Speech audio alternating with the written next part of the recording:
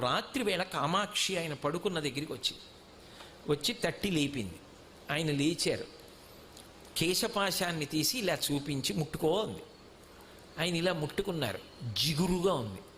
ఏమ్మా జుట్టు జిగురుగా ఉందన్నారు. పాలు పోసి వెళ్ళిపోయావు అని.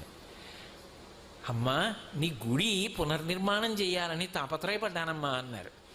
ఏమయ్యా గుడి పునర్నిర్మాణం చేయడానికి నువ్వు సంపాదించాలా? నన్ను అడిగితే నేను ఇవ్వను.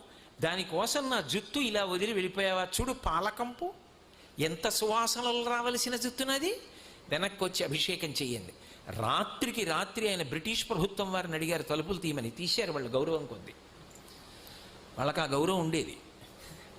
తలుపులు తీస్తే వారు గబగబా వచ్చి కంచిలో అమ్మవారికి మళ్ళీ అభిషేకం పూర్తి చేశారు. ఆ తర్వాత ఎక్కడి నుంచి వచ్చిందో కాసుల వర్షం పడిపోయింది. ఆ దేవాలయం అంతా పునర్నిర్మాణం చేశారు.